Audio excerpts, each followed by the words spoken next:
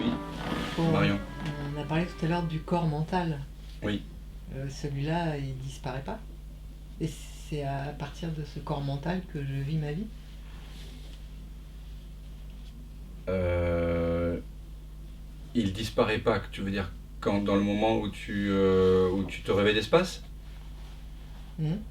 Oui, c'est pas, il disparaît pas. Non, il disparaît pas, apparemment, mais il n'est plus vu comme étant séparé de toi.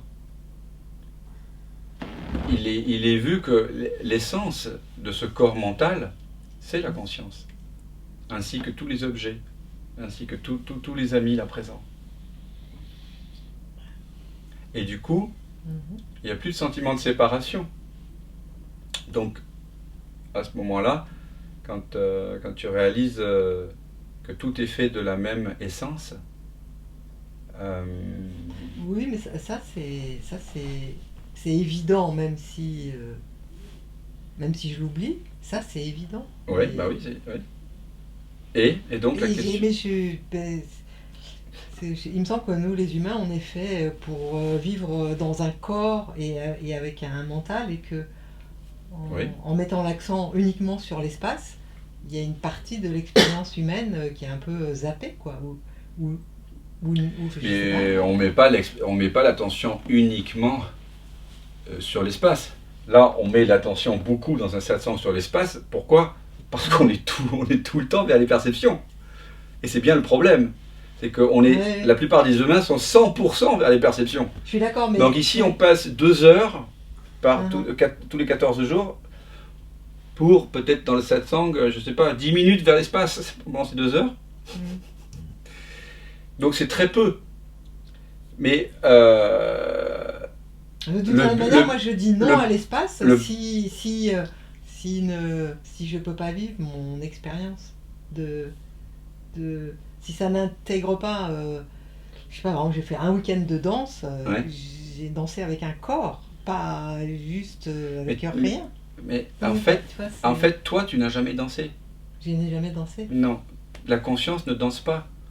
La danse apparaît dans la conscience. Et donc ça, si tu viens au stage, on fera des exercices là-dessus, sur le mouvement, et de voir que le corps bouge, Mhm. le monde semble bouger, le corps bouge bien dans le monde, Mhm. mais l'espace ici ne bouge pas. Ça, c'est les derviches tourneurs. C'est ce qui permet aux derviches tourneurs de tourner pendant 24-48 heures sans Mhm. tomber. Donc toi, tu n'as jamais dansé, tu n'as jamais rien fait. C'est comme quand on posait la question à Nisargadatta Maharaj, mais pourquoi vous fumez? Tu vois qui c'est Nisargadatta Mhm. Maharaj? Il fumait comme un pompier, il était vendeur de bidis, les fameuses cigarettes d'eucalyptus, Mhm. je crois. J'en ai fumé une fois, c'est assez étrange. On pouvait les acheter là dans le 19e, là, chez les Indiens, là, sous la... C'était une amie qui fumait ça. Et lui, il était vendeur de ça à une époque, et donc il en fumait 60 par jour. Et d'ailleurs, il est mort d'un cancer de la gorge. Justement, par Et rapport. il disait, attends, juste, il Mhm. disait, mais moi, je n'ai pas l'impression de fumer. Pour moi, c'est vraiment très très étrange. Oui, c'est très très étrange, je comprends. Mais Oui. en fait, en ce moment, ça parle. Mhm. Mais moi, j'ai pas l'impression de parler. Ce que je suis réellement. Ce que je suis réellement ne parle pas. Ça s'exprime en tant que vous tous, ce que je suis. Donc ça s'exprime aussi en tant que la danse de ton corps, mais aussi en tant que la danse de tous les corps. C'est ça que ça veut dire qu'il n'y a personne. Ça veut dire que tout d'un coup, Mhm. quand tu dis profondément je, Mhm. c'est pas le je du corps mental nommé Marion. Toi, tu n'es pas pour toi-même un corps et un mental. Tu es ce en quoi le corps et le mental apparaissent. Et tous les autres corps et mental Mhm. apparaissent également dans cette présence.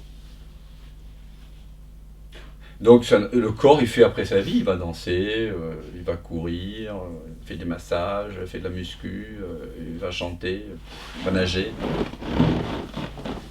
Mais la conscience, elle ne va pas nager. Elle n'est pas localisée. Et vous voyez que là, on touche à des choses qui sont très comment dire, très conditionné. On parle du temps. Je suis né, je vais mourir. Ce que vous êtes réellement ne naît pas, ne meurt pas. Et puis, je suis localisé. Oui, mais la conscience n'est pas localisée. Elle est partout et nulle part à la fois. Elle est ici, mais le ici de la conscience n'est pas un ici qui est localisé dans le monde. Elle n'est pas dans le corps. C'est le corps qui apparaît dans la conscience. C'est vrai que dans cet espace, on ne sent pas de mouvement, ça n'a jamais bougé. Non, en fait. c'est ça. Ils disent, je crois que c'est ce que tu voulais dire, que en fait, ils disent que le monde bouge autour de nous, mais que toi, tu bouges pas dans le monde. C'est pas ça. Moi, je le vis pas. Ça, si tu prends le train, mais je veux bien le je sais pas quoi, concevoir en fait. qu'effectivement, les phénomènes, puisque on dit un corps et tout, mais tous ce sont des phénomènes, des couleurs, formes, odeurs, etc., apparaissent dans un espace qui qui est neutre, ni ne juge ni rien. Oui. Je sais pas. Oui. Mais par rapport à ça, je reconnais que Nisargadatta et ces fameuses cigarettes là, on a toujours, dans les trucs de développement personnel, tout ça, cette croyance que la personne il y a personne pour s'éveiller, mais, son corps mental, son corps mental va, il va pouvoir arrêter de fumer puisqu'il est plus sage, ou il va être plus, plus rayonnant, ou il va pas avoir des boutons, ou alors ce genre de choses, quoi. Parce qu'on dit normalement l'éveil va rayonner à travers ce corps mental, ou même qu'elle dansera mieux parce qu'elle est éveillée, je sais pas quoi. Et en fait, ça serait faux puisqu'on a l'exemple de fameux cancer de Nisargadatta qui est dû à la cigarette. Comme si. Aussi qui est mort d'un cancer. Oui, les cancers. Oui, mais là c'est l'addiction. Alors c'est là intéressant c'est pas que la Ramana maladie. Maharshi, qui était, on va dire, c'est deux figures différentes, parce que Nisargadatta Maharaj c'était quelqu'un qui était un commerçant, qui a vécu la vie, qui a eu 4 enfants, qui a une femme, qui vivait une vie de famille, d'être humain. D'être humain tout à fait normal, un homme très simple d'ailleurs, assez pauvre au départ, et puis il était assez doué pour les affaires, donc il était un petit homme d'affaires aussi, et il fumait comme un pompier, il était assis sur une peau d'antilope, il mangeait de la viande. Bon. Et en même temps, il y a Ramana qui s'est éveillé à 16 ans, donc peut-être il y a eu moins de vasana, moins de comment dire, de penchant, de conditionnement. Les vasanas sont des conditionnements dans le sanskrit. Et donc il est arrivé très vite à l'Arunachala, il a été en silence, il fait figure d'un sage en même temps que d'un être réalisé. On pourrait dire que Nisargadatta est incontestablement un être réalisé, mais c'est pas ce qu'on appelle en général la sagesse. On pourrait bien sûr discuter de ça, mais la sagesse au sens populaire, c'est plutôt la figure de Ramana. Quoique j'ai vu que sur une photo, il était aussi assis sur une peau de tigre. Moi, c'est pas tellement ça. Non, mais ça c'est pas. Oui, mais ça addictions. c'est pas ton truc. Mais il y a d'autres gens pour qui c'est leur truc. Oui, parce qu'être assis sur une peau de tigre, ça veut dire quelque part n'avoir pas la conscience de la planète. Donc, quoi qu'on en dise, ce qu'on peut dire, moi, par rapport à ça, c'est que lorsque l'on s'éveille à sa vraie nature, c'est le début du chemin, quelque part. Ça veut dire que là, à partir de là, quand on découvre qu'on n'est pas le corps, qu'on n'est pas le mental, qu'on est ce en quoi tout appareil disparaît, et que cette réalisation est continue, à partir de là, cet éveil colonise, on pourrait dire, progressivement, alors parfois assez soudainement, mais plutôt progressivement pour la plupart des êtres, leur couche de mémoire et de réactivité, et ainsi se propage et se rayonne dans l'environnement à des degrés divers et variés. Mais toute chose étant égale par ailleurs, lorsque vous vous éveillez à votre vraie nature, et que vous découvrez l'action dans la non-action, et l'action dans la non-action, comme on dit dans la Bhagavad Gita, qu'il n'y a personne qui fait, et que vous ne cherchez pas, vous n'êtes pas à la recherche des fruits de l'action, que votre action est complètement impersonnelle, et bien toute chose étant égale par ailleurs, je vous assure qu'il y a plus d'équité et plus de justesse. Mais ça se passe de façon assez mystérieuse. C'est parce que, comme disait Ramana aussi, pour revenir à lui, il disait quand on arrête le moteur de l'ego, comme on arrêterait un moteur de bateau de plusieurs milliers de tonnes, eh bien, effectivement, le moteur s'arrête. On n'alimente plus l'idée d'être quelqu'un, mais il y a le poids du passé qui est inscrit, lui, dans le corps. Parce que le corps, il est bien dans un apparent temps. Il est bien soumis à des étapes, à une évolution. Et donc, vous avez beau arrêter le moteur du paquebot, il continue pendant un certain temps, selon la vitesse qu'il avait. Et peut-être que Ramana, voilà, du fait de sa constitution, etc., D'ailleurs, il y a des gens qui lui ont posé cette question par rapport à l'addiction. Lui, je crois qu'il répondait qu'en fait, c'était pas lui ou je sais pas. Oui, quelque chose c'est ce que comme je ça. disais. Il Il y disait, a même moi pas je ne de fume raison. pas. Mais il n'y a même pas de raison d'arrêter de fumer. Non. Pourquoi, Oui, pourquoi tu voudrais arrêter de fumer Oui, c'est ça. Quand Oui, tu as l'éveil, effectivement. Mais je mais parle pourquoi à tu voudrais partir, arrêter parce voilà. que je parle Oui, à partir du Tu as mental. tout à fait raison. Il n'y a Parce aucune envie d'arrêter de fumer, je suis même pas ça. Alors. Mais Oui, parce que J'ai envie de fumer, j'ai envie de fumer. Quoi. Où est le Ouais, problème On a cette image de perfection, c'est ça le problème. C'est une image de. C'est des images. aussi. C'est des images. Alors il se trouve que j'ai appris récemment qu'il avait arrêté de fumer un an avant quand même sa mort. Il est mort en 81, je crois le 8 septembre Ouais, mais c'est 81. plus des élans après, Mais bon, tout d'un coup. Tu Nisargadatta, un des plus grands éveillés du XXe siècle, on peut dire, même s'il n'y a pas d'éveillés, mais bon, voilà. En tout cas, il disait, de temps en temps, il y a une réaction émotionnelle, égotique qui apparaît dans ce corps. Bon, mais elle apparaît, elle est immédiatement écartée, comme n'étant pas moi. Voilà. Donc, pour moi, c'est ce qu'on peut faire de mieux, c'est de reconnaître. Reconnaître que je ne suis pas ça. Reconnaître que je ne suis pas ça. Reconnaître que je ne suis pas ça. Mais quand apparaît une réaction égotique et que là on dit « Ah oui, mais comment je devrais faire pour ne plus faire ça, etc. » Alors là, on est repris dans le piège. Alors que là, c'est là que le vrai chemin, là, on doit être aligné et avoir le courage de simplement ramener l'attention. Ok, il y a eu une sensation désagréable, ou il y a eu une réaction égotique de mémoire qui est arrivée, etc. Ok, je rentre pas, il n'y a pas de discussion, je ne suis pas ça. Je reviens à ce que je suis, simplement, voilà. Ce que je suis, c'est ça, qui est réaffirmé. Et là, je suis convaincu que c'est par là que la vraie sagesse va s'établir, mais pas en essayant de refaire du développement personnel. Là, c'est mort. On repart dans le film. Donc ça ne veut pas dire qu'on n'est pas capable de s'excuser, qu'on n'est pas capable de reconnaître les choses. Mais ce qu'on a à faire pour soi-même, c'est revenir dans ce qu'on est vraiment. C'est-à-dire reconnaître, ok, ça c'est une perception, je ne suis pas ça, je ramène l'attention vers le jeu. C'est pas pour se déresponsabiliser, au contraire. C'est découvrir la responsabilité de l'être. Mais l'être, il est responsable de tout. Pas seulement de ce corps-ci, il est responsable de la mort atroce de gens à l'autre bout du monde. Si on va par là. Donc, quand on découvre sa vraie nature, elle s'exprime en tant que toute la manifestation.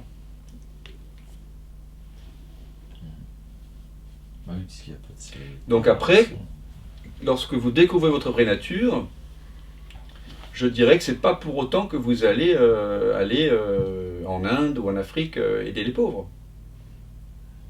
Mais si c'est ça que vous pouvez faire, alors vous le ferez d'autant mieux. Si votre boulot c'est de s'occuper de vos enfants, vous le ferez d'autant mieux. Que vous ne vous prenez pas de façon définitive pour une mère ou pour un personnage.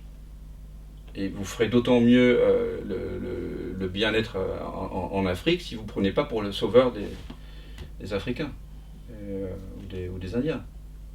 Vous vous prenez pour rien. Et l'action s'accomplit sans but pour l'ego.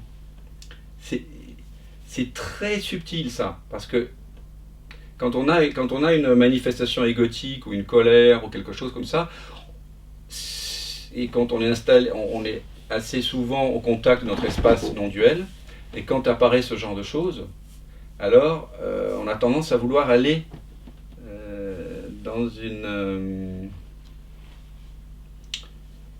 le film, de repartir dans le film. Là, c'est un piège énorme. Il faut revenir juste à l'écran, revenir à l'écran, revenir à l'écran. Il faut avoir confiance.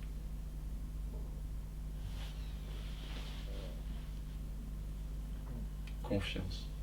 De toute façon, ça n'empêche pas la personnalité qui demeure, parce que sinon, tous les gens éveillés, il y en a plus qu'on le pense. Et tu C'est en pas as possible. rencontré un certain nombre et ils sont tous une personnalité. Bah, ils ont tous une personnalité, Oui. et On aura ils ont toujours une dans, personnalité. dans leur personnalité, il y a des trucs, moi, qui me dérangent en disant Waouh, ça me dérange, ou ça m'embête, ou ça me. Ou je Voilà. dis, mais Alors si ça te, c'est, si ça te dérange, l'invitation, c'est de voir oui, oui. qui apparaît le dérangement. Oui, non, mais on en parle parfois avec des amis, quoi. On dit, mais on. C'est ça. côtoie Mais au des lieu d'en gens, parler avec voilà. tes amis, vous, Voilà. vous feriez mieux de faire un petit satsang et de ramener l'attention vers ceux qui perçoivent. Oui, non, mais c'est Non, mais aussi tu vois ce que je veux dire. Non, mais je trouve que c'est important de dire, justement, c'est. Même nous, quand on a des réalisations et on se dit, bah non, je suis pas réalisée parce que j'ai tel ou tel fonctionnement. Tout à fait. Et c'est pas pour ça que ça enlève les fonctionnements. Exactement. Et Parce c'est- que sinon, on se met là une espèce de barre, être éveillé, c'est être Exactement. sage, machin, ne plus rien faire de. Il y a un truc Avoir comme des ça défauts. qui empêche aussi, quoi. je Oui, trouve. mais tout à fait. Et c'est pas assez dit. Et ça. c'est sûrement ce qui empêche le plus, parce que Pas assez dit. parce qu'autour des grands êtres dans l'histoire de l'humanité dits éveillés, ils sont tellement parfaits que la barre, comme tu dis, est tellement haute que ça ne peut pas être pour moi. Mais l'éveil dont on parle, il est là, quoi que vous fassiez. La présence éveillée est là, maintenant, c'est ce que vous êtes. Donc, quoi que fasse le corps mental, la présence éveillée est là, à chaque instant. Et cet éveil, cette présence éveillée n'est pas conditionnée, ne dépend en rien de ce que vous dites, de ce que vous faites, de ce que vous expérimentez. C'est important de le voir ça. Ça, c'est essentiel. Parce que sinon, ça veut dire je ne suis pas autorisé à m'éveiller parce que je ne suis pas de la même, fait du même bois que Jésus, ou que Bouddha, ou que Shankaracharya. Il y a des éveillés qui sont passés par des étapes de souffrance pour être éveillés. Mais tout C'est le monde, bizarre. tous les gens qui s'éveillent à leur vraie nature, Quasi. à un moment donné, avant de vivre l'éveil en permanence, ils ne le vivaient pas en permanence. Donc il y avait souffrance. Il partait d'un corps mental, on va dire, non? Bah oui, mais qu'on soit Ramana Maharshi, Obligatoirement. Ramana Maharshi à 14 ans vivait forcément de la souffrance. Bon, de toute façon, D'ailleurs, l'expérience qu'il a vécue, c'était une souffrance atroce quand même. Il s'est vu mourir. Sauf que il a eu l'intuition de laisser cette expérience se faire. Et il en a simplement été le témoin. Mais tout le monde, avant de reconnaître sa vraie nature, se prenait pour quelqu'un. Je sais pas, j'avais lu la biographie de Krishnamurti qui décrivait que voilà, c'était. Krishnamurti? Ouais. Oui. Bah, qu'il avait plein de douleurs, tout ça. Oui. Pendant plein de J'ai lu jours, aussi, oui. dans des trucs. C'est bizarre quand même, on se dit. Oui, mais... Ou alors il est arrivé encore plus loin que l'éveil, j'en sais rien moi. Non, il n'y a pas plus loin que l'éveil. Simplement, il y a l'éveil et il y a ce qu'on appelle les effets secondaires de l'éveil, comme je disais tout à l'heure. Mhm. Les effets secondaires, ça veut dire la façon dont l'éveil se manifeste dans le corps, en retirant l'énergie du corps. Donc il y a une réorchestration totale. Ouais. Et c'est vrai que Krishnamurti, ça peut être suivi aussi l'éveil d'une montée de Kundalini qui peut, voilà, il y a toutes sortes de manifestations. Mais la présence éveillée, elle est en amont de toutes ces manifestations.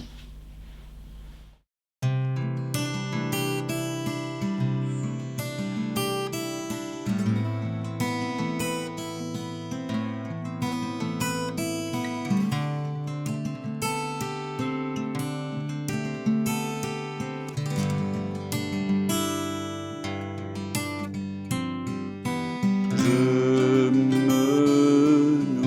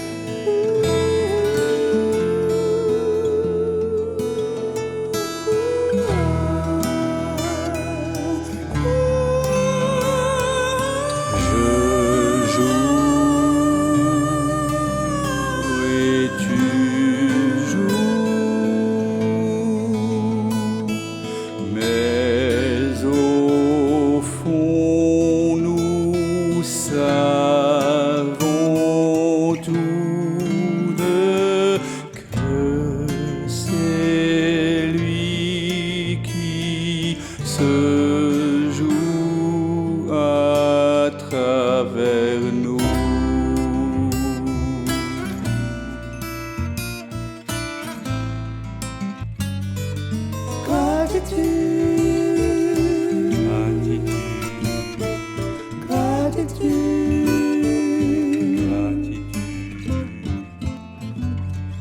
C'est ce que je sens là, gratitude, gratitude, gratitude, gratitude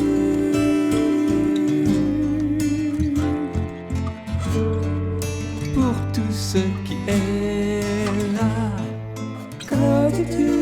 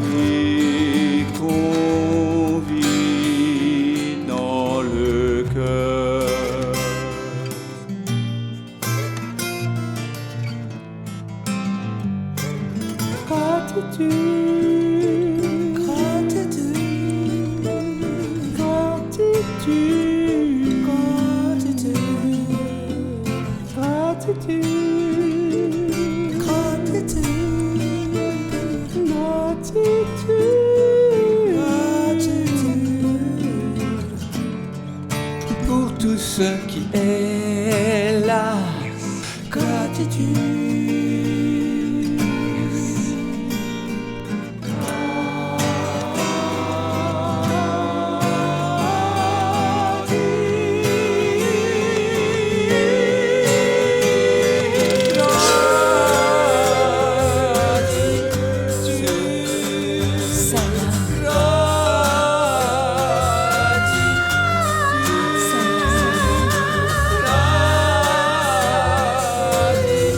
L'amour avec lequel je t'aime.